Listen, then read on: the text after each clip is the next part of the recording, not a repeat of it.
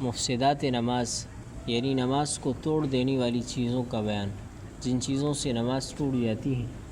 سب سے پہلے نمبر پر عنوان ذکر کیا ہے نماز میں بولنا اور بلا ضرورت آواز نکالنا۔ نماز میں بولنا نماز کے لیے مفسد ہے، یعنی نماز اس سے ٹوٹ جاتی ہے۔ اصطلاح میں اسے کلام الناس کہتے ہیں، اور اس سے مراد وہ کلمہ ہے جو عام لوگ اپنی گفتگو میں استعمال کرتے ہیں، خواہ وہ عربی جملہ ہو یا کسی اور زبان کا۔ نماز میں قصداً یا بولے سے یا خطا یعنی غلطی سے بول اٹھا تو نماز ٹوٹ جائے گی۔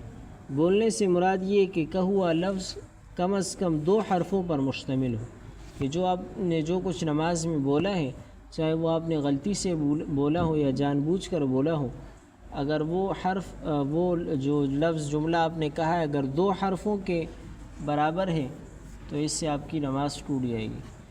اور اگر ایک حرف ہے لیکن اگر ایک ایسا حرف ہے کہ جس کا کوئی معنی ہے، مطلب ہے، تو اس سے بھی نماز فاسد ہو جائے گی۔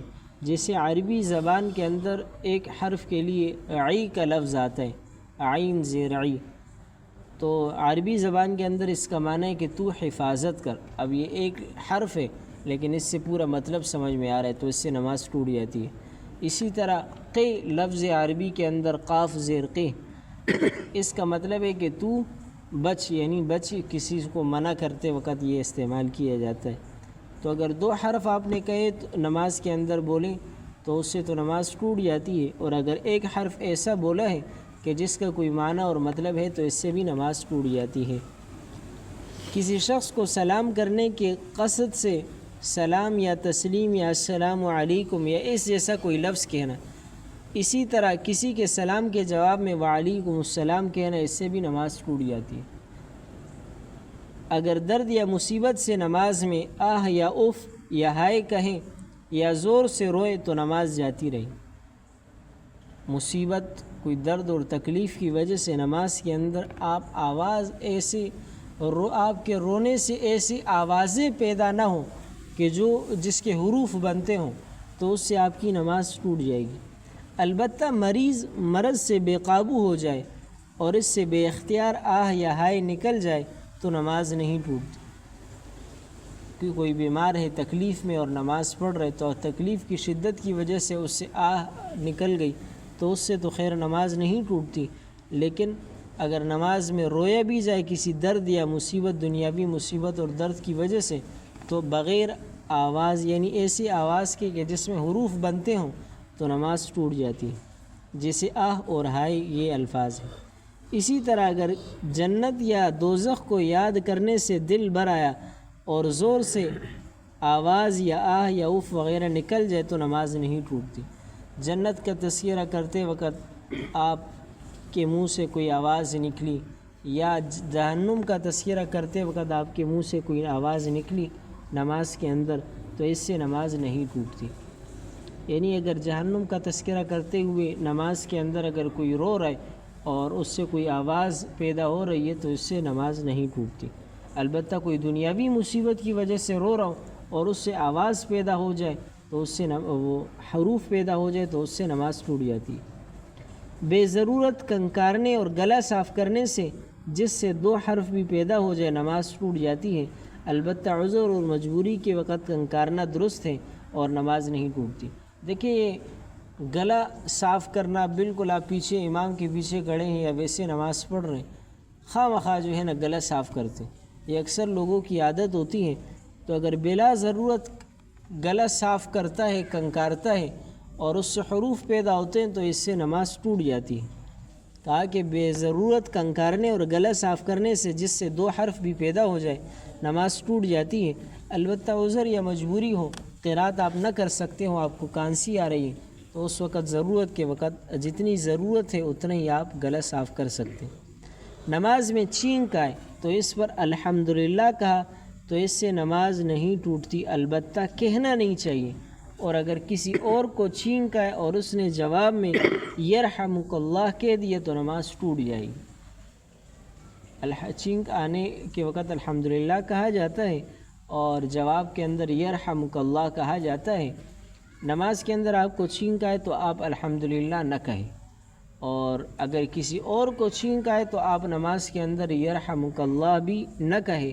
اگر آپ نے نماز کے اندر یرحمک اللہ کہہ دیا تو اس سے آپ کی نماز ٹوٹ جائے گی۔ نماز میں کچھ خوشخبری سنی، اس پر الحمدللہ کہہ دیا، یا کسی کی موت کی خبر سنی، اس پر انا للہ و انا الیہ راجعون پڑھا تو اس سے نماز ٹوٹ جائے گی۔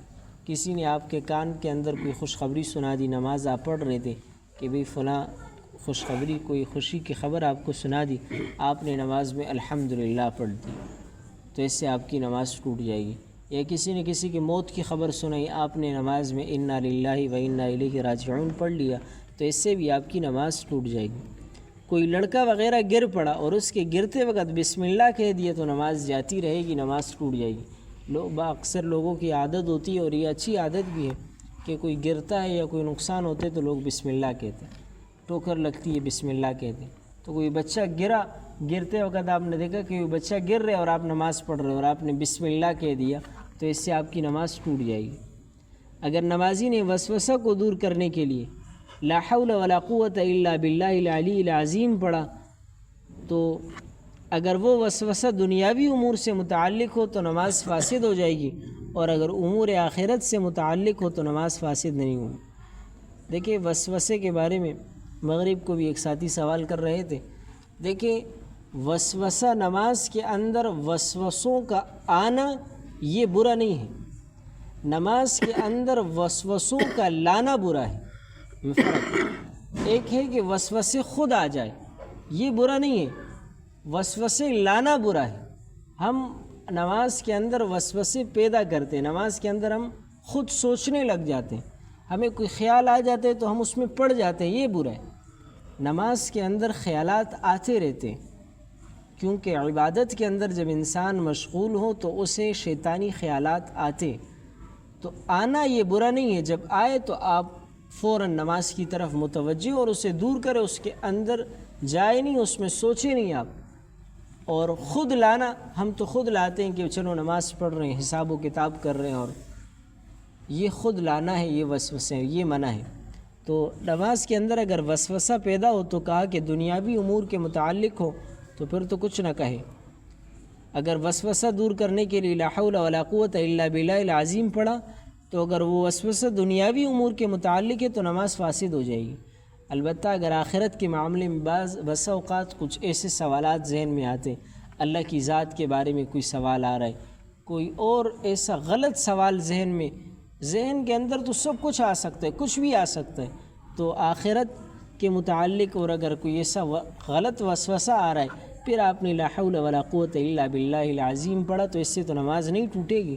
لیکن اگر دنیاوی وسوسے آ رہے تو اس میں اگر آپ غور و فکر کریں گے تو اس سے آپ کی نماز ٹوٹ جائے گی۔